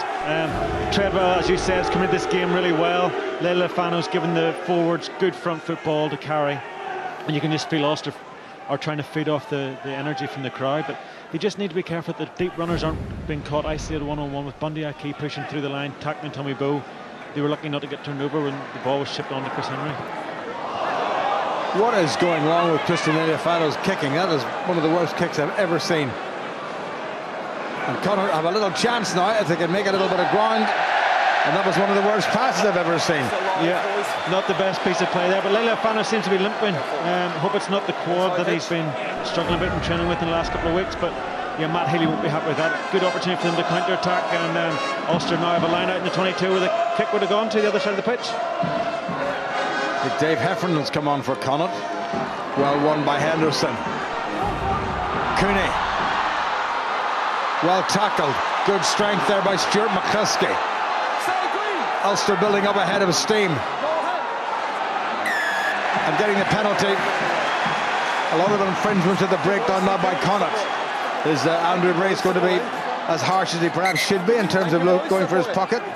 Yeah, it's just going to be the accumulation effect, but Connacht seem to be struggling with a couple of new rules because I think the rules have changed around the ruck about whether the second man can be in. The kicking the ball in the ruck. Listen to what the referee's going to say to the captains now. All right, no, boys. All right, leave it to me, please. Okay? That's the thoughts from Stephen Ferris as we all gather our breath up here. Right. Now we've got an atmosphere, Jim. Now we've got a buzz around the Kingspan Stadium. It's taken, for me, what was a harsh decision on the Ulster boys. I definitely thought it was a penalty against Connacht for that charge on Charles Piatow. But the game went ahead, and everybody now is up on their feet, getting behind these Ulster boys. And maybe, Jim, it was a spark like that needed to happen to this game for Ulster to waken up. Well, we shall see. Thank you, Stephen. So a penalty to Ulster, who were 5-3 down at the interval, then went 6-5 up, and then 8-6 behind. And it is nip and tuck all the way here. John Cooney with 2 kicks from 2 attempts.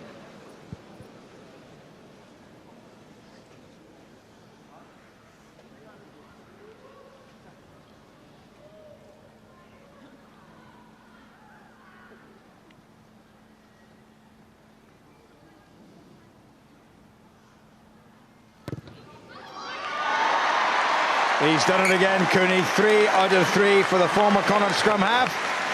Now applying his professional trade in the number 9 jersey for Ulster. 13 and a wee bit minutes gone in the second half. Ulster back in the lead, 9-8. Yeah, and brilliant second half where we enjoyed the first half, few mistakes, but there's a massive energy now from both sides, and this is the physicality and sort of needle that you expect in an Interpro derby. Cardi with the restart kick. Now can Ulster gather in this one? Yes, they can. Deisel did well. Into Heffernan, the replacement hooker. Tom McCartney, the Connacht try scorer, has gone off. Ulster outside the 22. Hold.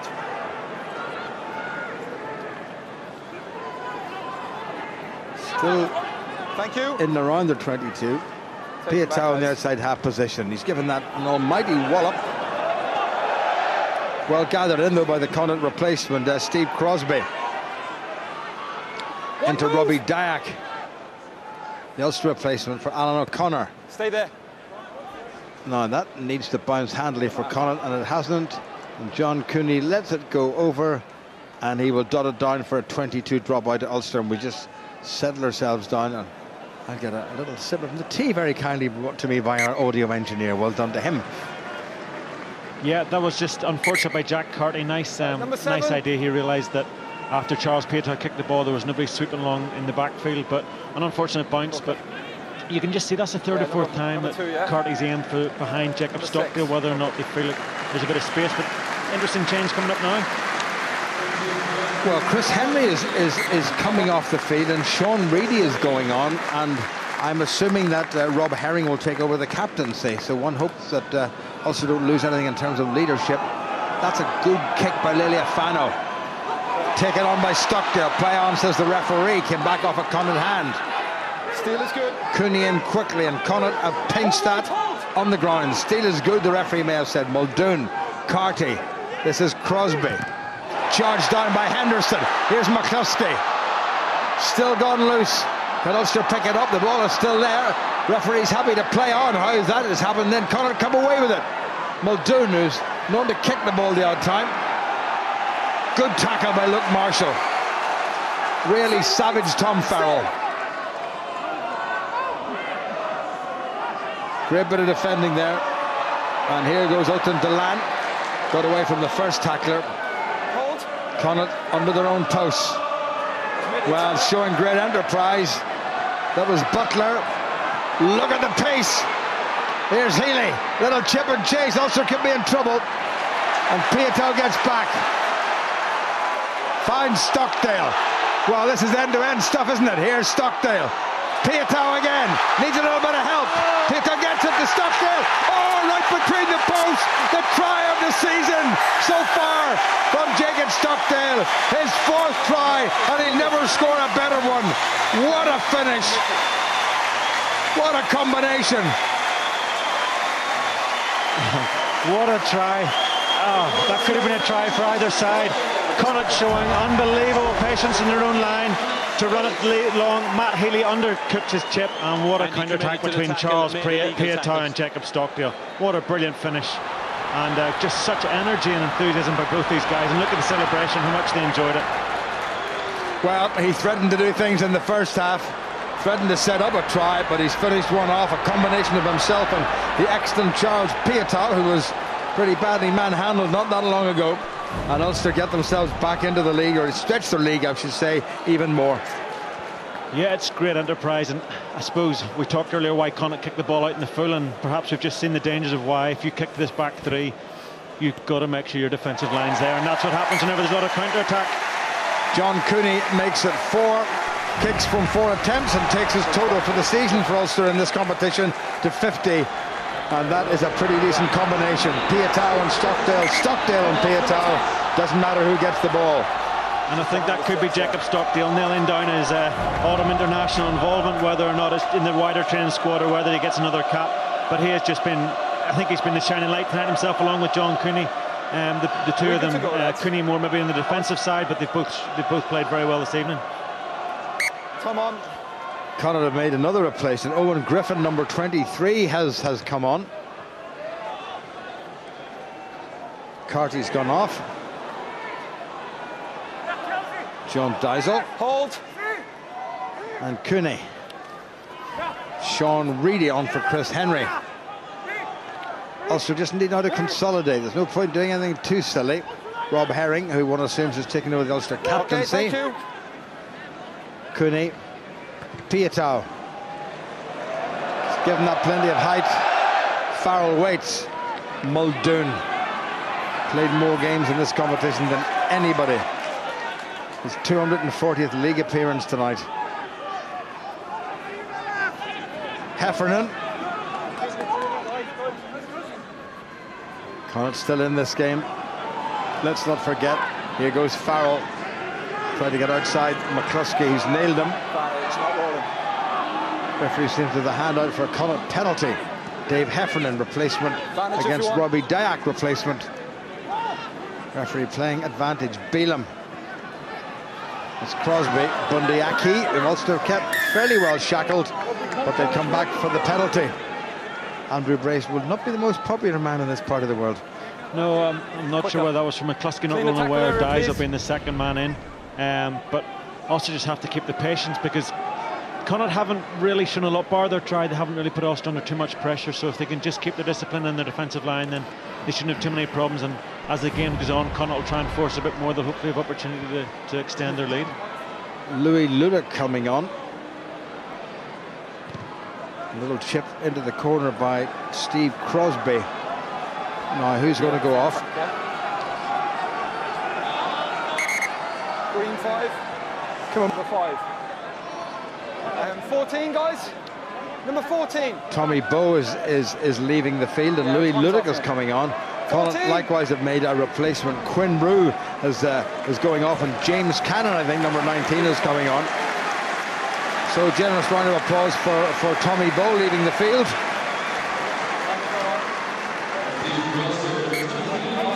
Ulster cap 155, safely tucked away, metaphorically.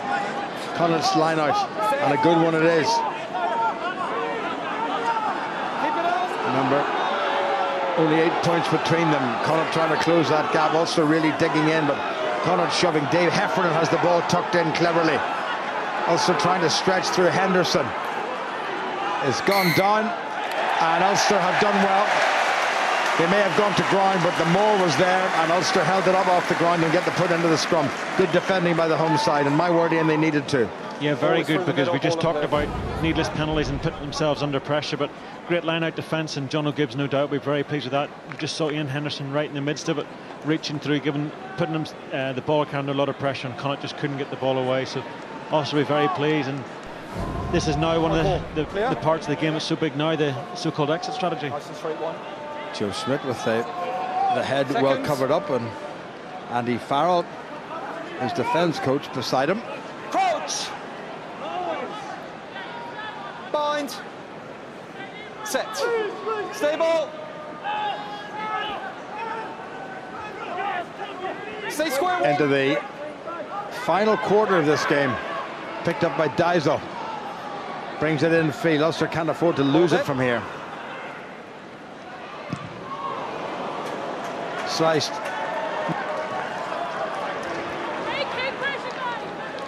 Yeah, that was Ulster, obviously just the way they position things to try and use Jacob Stockdale's left foot, but as you see here, he doesn't have many blockers, which allows Connacht to get a lot of pressure. Kieran Marmion put him under huge pressure, and Stockdale making sure there was no charge down, ends up coming off the side of his boot slightly and giving Connacht a good opportunity, but they've lost the line. Well, taken in first of all by Treadwell and then by Sean Reedy for Ulster. Liliafano. That's another very iffy kick, and he knows he hasn't kicked well at all. In fact, he's kicked like a drain tonight, but it was passed from outside the 22 and he kicked it directly into touch, so it's going to be a Connacht line out. Yeah. Where have the kicking boots gone? Do you know, Jim, this is going to be the first evening he's kicked with that wind and this rain, and it is different. The wind really does swirl around the stadium, and if you don't catch it cleanly, the ball does. The hooks are taken on, like Stevie and Paddy know from the golf course with the wind. Taken in by Jared Butler at the front for Connacht. Also need a few more men in behind the ball carrier. Farrell, no way through. Good tackle by Liliafano. Ferocious bit of tackling. Butler lays it behind him. Connacht have kept the ball, but it's slowed down. Heffernan makes some ground. Connacht still just moving forward. Robbie Dark managed to get out of the way. Bundy Aki, who's been fairly well shackled, as we mentioned. Marmion in the narrow side. Oh, he's got away and he's dropped it. Just as well there for Ulster. Clever little player, Kieran Marmion. Now with 16 Irish caps to his name. Yeah, he's been a threat round the fringes all night. John Cooney just texted the dummy, but great double tackle between Louis Ludick and Luke Marshall, forcing the mistake, otherwise Connacht were through. Owen Masterson is coming on for the Connacht skipper John Muldoon.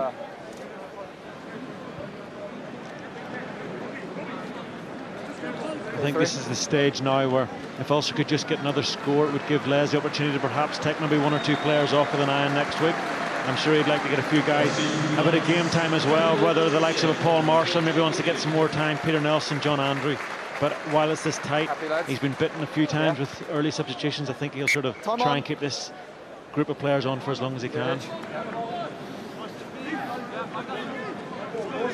Well, it's been a bad season for Cardiff, whose coach David Wilson is leaving at the end of the year, trailing to their fellow Welsh side, the Dragons. Edinburgh now 13-5 up at home to Zebra. And the Cheetahs still edging out Glasgow. Away out in Bloemfontein, at altitude, of course. 17 minutes here remaining. 16-8 to the home side. Good Connacht scrum. Ball is out. Picked up by John Diesel, who's tackled by Owen McKeown. Stay green. Stay free. Diesel, to be fair to him, has done a lot of very good work around the fringes. Here's Henderson.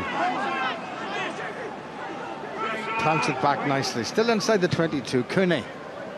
Ulster could do with this going into touch, and that's a very good clearance kick by Cooney. The best clearance kick we've seen by Ulster all evening. Yeah, I think he maybe got fed up with a few other of the kicks going a little bit askew and took it into his own hands, and that's an excellent clearance. I know on the right hand side of the pitch, scrum halves, right field scrum halves tend to take a lot more of the kicking off the tens and whatever, so he'll be pleased with that, and also just be trying to put more pressure on Connacht. 9. Quicker ball by Connacht off the top. Crosby in the outside half position. Good tackle by Liliafano. Heffernan again. Another aggressive Connacht hooker. Bundyaki. They have to hang on to him, and McCluskey does just that and ruffles his feathers a wee bit, but Aki's done well to present it. Marmion. Henderson through like a tornado. Off now. Thank you. But back on the green side. Back inside to Farrell. Off white. Tackles have to be made, and Kieran Treadwell did make the tackle. Three's not. No. And Ulster penalised at the breakdown. You're okay, 8. Three's not. I think that's a bit of a harsh one there. John Dyes of the referees tell him he was okay, but he was saying that Vian Herbst wasn't. But I thought Vian got out of the way pretty quickly, so a bit unfortunate, but that's very good defence by Ulster around. Herbst rolls away very quickly, so a bit of a harsh call, but he's been very pernickety at the breakdown all evening. He was hardly down, but he was up again, however. That's a very good kick by Steve Crosby. Green 1. So, in terms of territory and possession, it's been all Connacht for the last 10 minutes or so.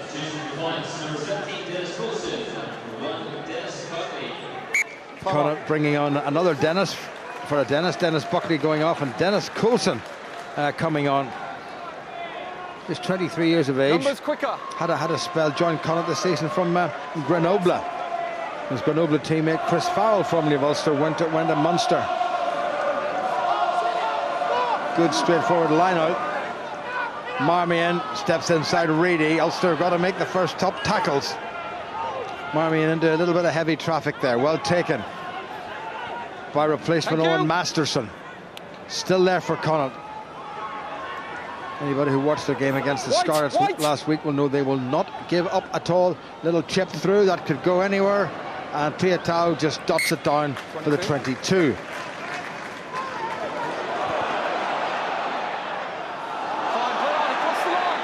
Across the line, and Louis Ludwig wasn't really aware that there was somebody coming up behind him. Now, has this presented Connacht with an opportunity? It certainly has.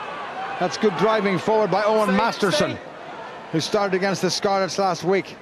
And Ulster presenting the ball to Connacht far too easily. That's gone forward. Play on, says the referee. Here comes Crosby again. Jared Butler.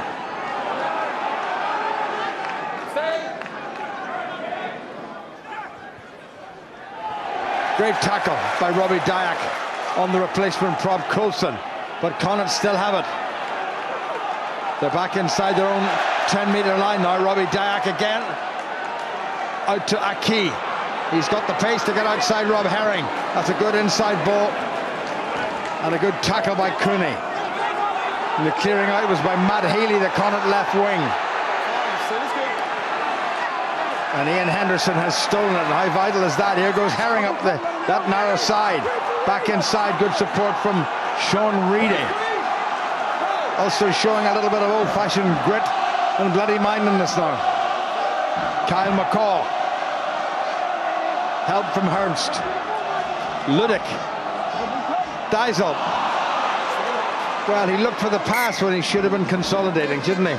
Yeah, you can see what he's trying to see. He's got his arms free just beyond the defender, and if he can get that offload to, I think it was Piatau or Liliafano maybe coming off his shoulder, then Ulster have broken the line. But do you know, Connacht's their discipline and their patience is incredible.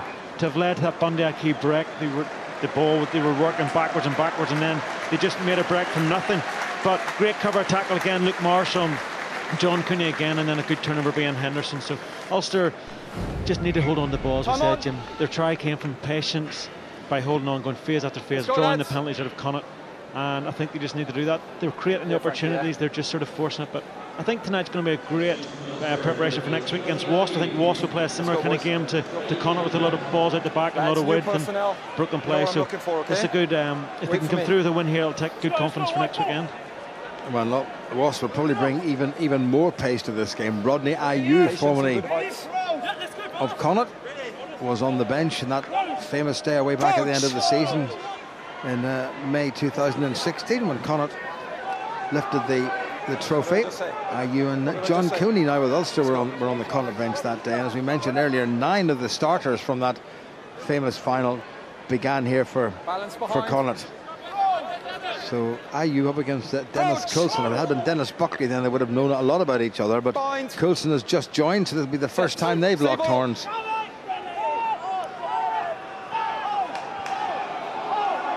Good solid looking Ulster scrum, though. It was down on the loose head side.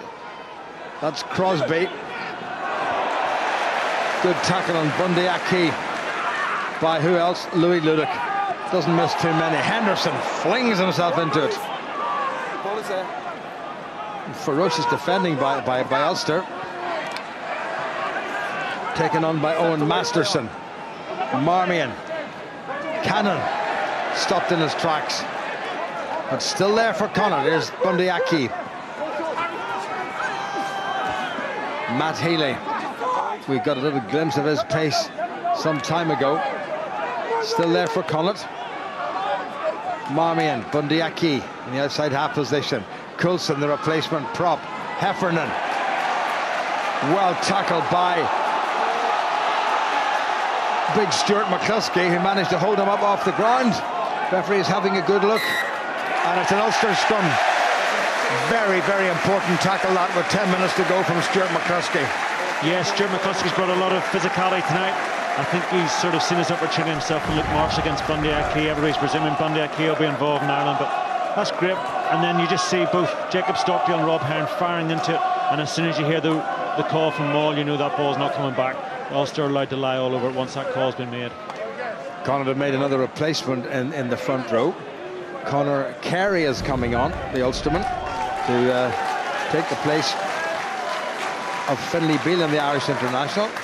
Conor Carey was a Schools Cup winner on 2 occasions with Methodist College, and has been around the countryside for a while. Spells with Ealing and Nottingham before settling in Galway.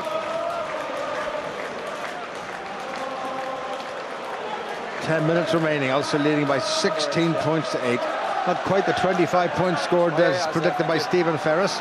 John Muldoon back on the field again. Over here, lads. Time's on. Yeah, Owen McEwen off with a HIA, so John having to warm those old bones up again, and he'll be loving getting back out there now, I'd say. So it's good to see Conor Carey back up at Ravenhill, or sorry, at the Kingspan. I'm sure he'll be looking to make a big impression now tonight.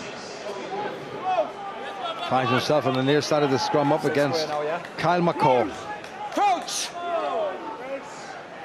Just under 10 minutes to go. Ulster 16-8 up. Stay up one. At the moment, denying Connacht a losing bonus point. That's a good Ulster scrum. Jacob Stockdale, Luke Marshall, who's taken that ball well into contact. Here's Treadwell, likewise. Good run by big Kieran Treadwell. Capped by Ireland during the summer. Diesel, lovely look round. Rob Herring. Hold. Skillful stuff by Ulster. Reedy away, untidily, but well gathered by Kyle McCall. Lovely dummy by the prop. Here's IU. Gets it to Marshall. There's a Ludick outside him. Ludick for the line. Ulster 5 metres away. Well, the referee, you heard him say no green, and Bundy Aki stepped offside. And then he's gone back to penalise Ulster for holding. Yeah, I think Ulster cleared past the ball and left it open for Bundy Aki to step in, a little bit like Ian Henderson's early in the half, but nice handling. Just a great cover attack was up by Matt Healy, just shadowing across and forcing Louis Ludick to step back in, and Bundy Aki, just to see Charles Piatow cleaning out and allowing Bundy Aki to step back in, and Crosby clearing the danger. Into touch by Steve Crosby, the replacement out half for Jack Carty. Who's captain? And there's another replacement by Connacht, and Caolan Blade is coming on to play scrum half. So number 21, Blade, is on, and number 9, Marmion, is off.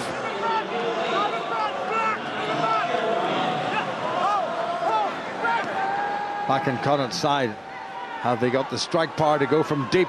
Okay. Set up by Butler. Conor Carey, that's nicely done.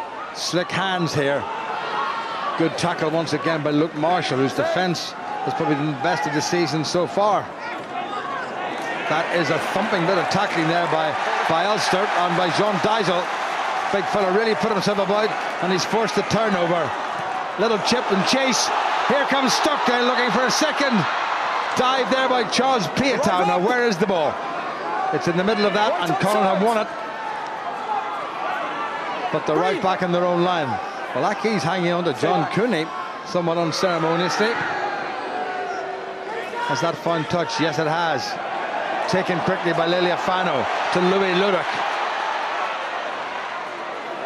He runs into Coulson. Hold. Rob Herring in the outside half position. Sensibly changed his mind. He had Kyle McCall as his inside centre there. Liliafano, good pass, Daiso. Out the back door. Louis Ludic. 7 minutes remaining. Connacht up very quickly. Ayew against his old teammates. Did well to get it away. Stockdale. Connacht hand was in there, but Ulster have got it. Liliafano again. Here goes Treadwell, up for the first time, makes ground. Liliafano, Henderson.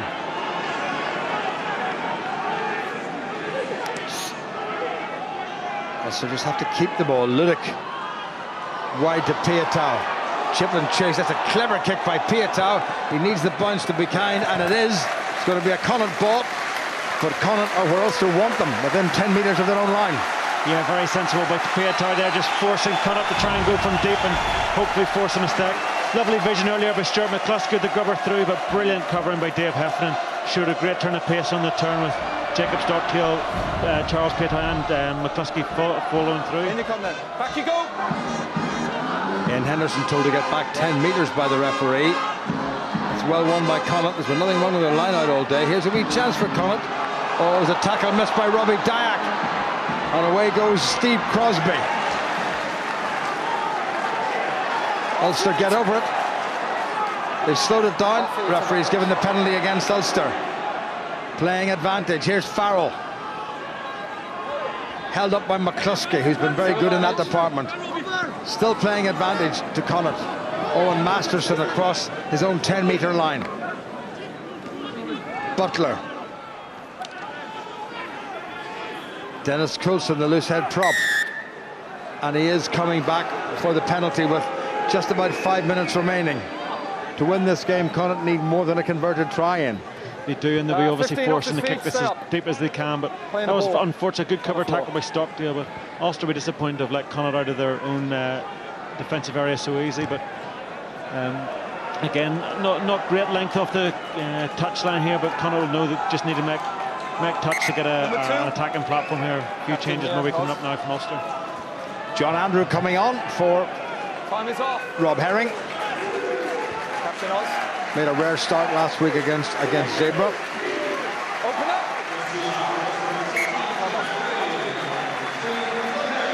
Heffernan. Blade. Crosby. Butler. Stopped by the solid Stuart McCluskey. Blade again. Ulster up quickly. Oh, there's a wee half gap there, and Aki very nearly threw it. That was a clever pass, and he got the angle right. Ulster scrabbling away as best they can on the far side. And it's come back from Piatow, knocked forward. And Ulster penalised. Andrew Brace is not the most popular man here. No, Ulster really seem to have struggled with the referee tonight. At the breakdown, constantly they've given away penalty after penalty, and this could prove crucial. Okay, that's 3 penalties in quick succession at the breakdown. Okay, no release off feet, playing the ball on the ground. Ends now, somebody goes to the bin. Ian Henderson has clearly taken over as Ulster skipper for the very first time. I was talking to him last week, and I asked him had he ever captained the side before, and he said the Belfast Royal Academy under 14s. So what a change since then. Into touch from Steve Crosby with 3.5 minutes remaining. I thought Connacht might have gone for the points there to get within bonus and then have one more crack getting the win, but they obviously fancy trying to get the 7 points now and bring themselves in a drop goal. What a great sight that is. Taken in well at the line out by James Cannon for Connacht, and they've got the drive on, and Ulster need to be very cautious here. That's a good Connacht drive. Lots of green shirts with nice flat backs parallel to the ground. Connacht going for the rumble over. Round comes the referee, Caelan Blade. Good angle, good defending by Ulster. They need to try to force the ball carrier into touch. They haven't managed to do that. John Muldoon, Connacht's captain, it would mean a lot to him to score here. Referee seems to have the handout for another penalty against Ulster. And this may well be a yellow card. Yeah, I think Jimmy he did warn Ian Henderson. The next one is a yellow, and I think that's more of a team penalty than necessarily an individual one. But Connacht will take great pleasure from that last drive, and don't be surprised to see us knocked in the corner again and go for the same. Well, they might go for the scrum. 8 off feet. John Diesel has gone to the bin with 2.5 minutes remaining, and Connacht, I think, are going to go to the corner. Very prepared to put somebody else in the bin if it doesn't improve. Well, you may have heard the referee saying he's prepared to send somebody else to the bin. So Heffernan now. This is a crucial liner, well taken by Ultan Delan. Ulster have got to get their defence properly organised. It's all slowed down a little bit. Heffernan waits to pick it up. Muldoon may just have a go himself. No, they give it to Heffernan. Henderson gets him to ground. Blade thought about the narrow side. Ultan Delan. Good tackling there by Louis Ludic. In goes Blade again. There's a wee half chance here. Good driving for the line. Held up. So close by Owen Griffin. 2 minutes remaining. All the pressure coming from the men from the west of Ireland. They're still there. Ulster got underneath the ball carrier. Ball coming back on the Connacht side. Taken on by Masterson. Blade gets it away. Aki. That's knocked backwards, says the referee. Crowd, needless to say, disagree, but he was right on this occasion. Blade. Crosby. Marshall wraps him up as he has been doing all evening. Blade again. What a finish to this game. This is a real old-fashioned interprovincial. Back in the Connacht side. Muldoon again. Blade. Aki spirals back inside, cleverly done to Farrell. Good clearing out by Connacht. Surely they must score. Oh, well, what a tackle by Christian Lealiafano. A try-saver if ever there was one. That's brilliant defence by Ulster. You just see the enthusiasm by everybody. Louis Ludic making hits, John Cooney making tackles, and it's just good discipline and just the energy to get off the line and work for each other, and that's brilliant by Lealiafano right at the end. That'll be one of the most pleasing aspects of the game this evening, was that last bit that they just managed to hold out there, because quite easily could have given Connacht the score, and they just worked so hard for each other. It's great to see. Okay, water off, please. Into the very last minute of this game. And at one stage, well, Ulster's season was not looking so good. Green. 5-3 down at the interval, and then they were 8-6 down. But now they're 16-8 up. Is this going to be the last set piece of this game? Ulster, remember, with a man in the bin. John Andrew, his first throw of the evening. And that's a good one. It's taken in by Robbie Dyack, the old soldier himself. Stay. Cooney has a wee glance. Connacht battling away at the breakdown. Rodney Ayew holding a man back, needs to be careful. 15 seconds to go. Green hold. No, captain. Still there for Ulster. A little pop pass and another decent ruck situation would see Ulster past the 80-minute mark. Use it.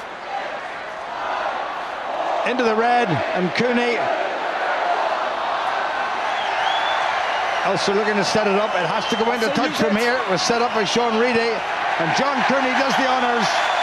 Pops it over the old War Memorial, and John Cooney has the final say against his former province, and he has got 11 of his side's points, and Ulster have won this game. But my word, Ian, they won't come much tougher than that.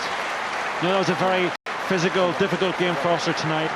Good preparation, I think, for Wasps next week, and Ulster will be pleased to come away with the win. And there'll be a few things they're disappointed with, but I think there were plenty of positives there. They created a lot of chances, they showed great desire in defence, and hopefully if they can just tidy up a few bits, it'll be a good European night next week. The man of the match has gone to Jacob Stockdale, who scored a splendid try, his fourth of this particular campaign, and John Cooney, the former Connacht scrum half, can't have been too far behind him in those particular states. So Jacob Stockdale may well have impressed the onlooking Irish coaching duo of Joe Schmidt and Andy Farrell. But a lot of rugby to be played. what a game that was. As we said, a real old-fashioned inter-pro, and Ulster managed to come through. Connacht still without a win here in this particular ground in its various shapes and forms since 1960. Final score, Ulster 16 and Connacht 8. Well, it was a really resilient second half by Ulster. Stephen Ferris and Paddy Wallace watching on. They dogged it out in the end, Ulster, didn't they? They did. I was very impressed with that last 5 minutes of the game. It was as if they were defending their line for a European Cup, and you know they're going to need all that next week against a WAF side that's going to come to Kingspan Stadium. But for me, they got the job done. It wasn't pretty in the first half. I was honest in my criticism at half-time, but I think you got to give the lads a slap on the back for digging in there. Connacht had the majority of the possession there in the second half. Ulster maybe let an opportunity or two go, but fair play to them. They kept Connacht out, and Connacht didn't even come away with a losing bonus point tonight. Paddy, Jacob Stockdale has done his Irish chances no harm tonight in front of the Irish coach Joe Schmidt.